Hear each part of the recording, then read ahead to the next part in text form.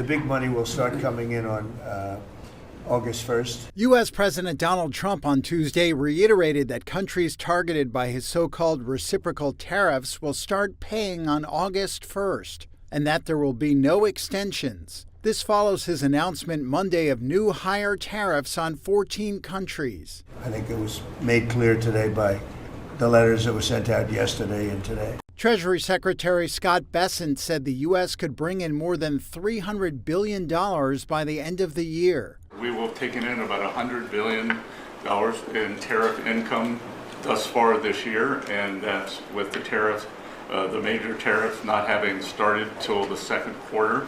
So we could expect that could be well over $300 billion by the end of the year. The announced duties include 25% on powerhouse Asian economies Japan and South Korea, who said on Tuesday they would try to negotiate with the U.S. to soften the impact. Japan's top trade negotiator Ryoshi Akazawa held a 40-minute phone call with U.S. Commerce Secretary Howard Lutnick and sought concessions for Japan's automobile industry.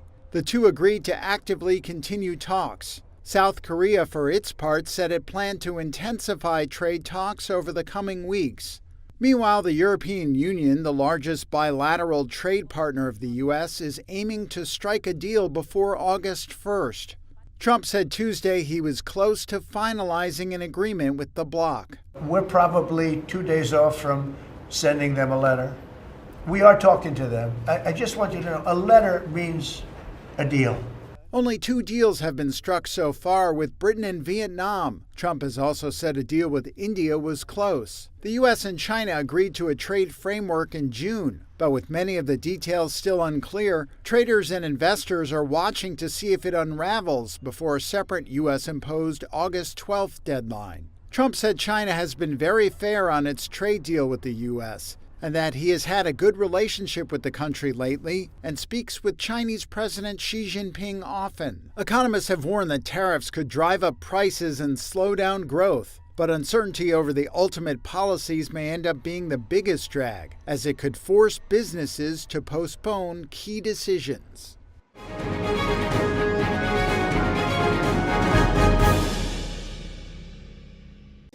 Wonderful news. Former British Prime Minister Rishi Sunak will return to Goldman Sachs as an advisor, the Wall Street Bank announced Tuesday.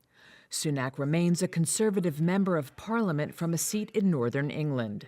He previously worked at Goldman as an analyst in the early 2000s before joining a series of hedge funds.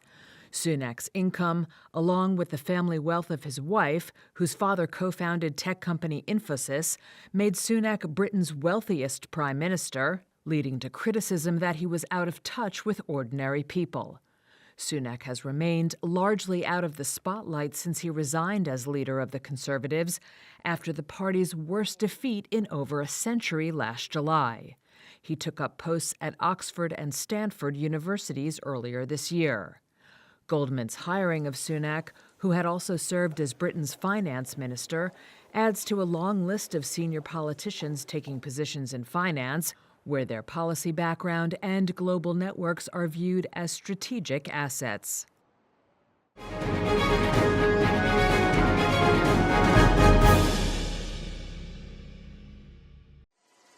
The death toll from devastating July 4th floods in Texas rose to more than 100 people on Tuesday, many of them children. Governor Greg Abbott said authorities were also still seeking more than 180 people whose fate remained unknown. Know this: we will not stop until every missing person is accounted for. The bulk of fatalities and the search for additional victims were concentrated in Kerr County and the county seat of Kerrville.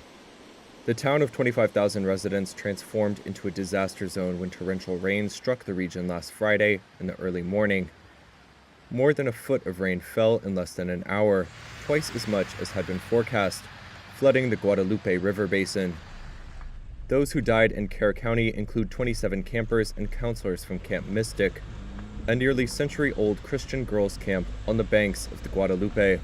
The camp director also perished. Abbott said on Tuesday that 5 girls and a camp counselor were still unaccounted for, as well as another child not associated with the camp. In addition to deaths reported in Kerr County, Abbott said more than a dozen other flood-related fatalities had been confirmed across a swath of Texas hill country known as Flash Flood Alley. Authorities worry the death toll could climb as floodwaters recede and the search gains momentum. Public officials have faced days of questions about whether they could have alerted people in flood-prone areas sooner. On Tuesday, Kerr County Sheriff Larry Letha rebuffed questions about the county's emergency operations and preparedness. He would not say who was ultimately in charge of monitoring weather alerts and issuing flood warnings or evacuation orders. Abbott said a special session of the Texas legislature would convene later this month to investigate the emergency response and provide funding for disaster relief.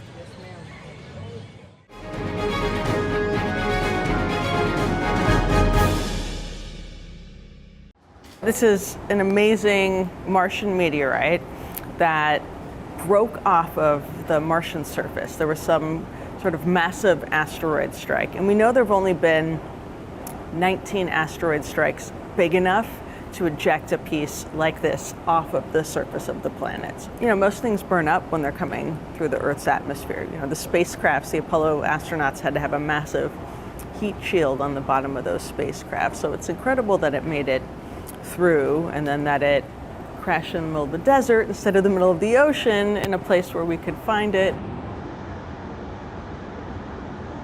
And luckily with meteorites, unlike a lot of the other items I sell, we do have a lot of price indications, and looking at all the different meteorites that have sold, they generally have a price per gram.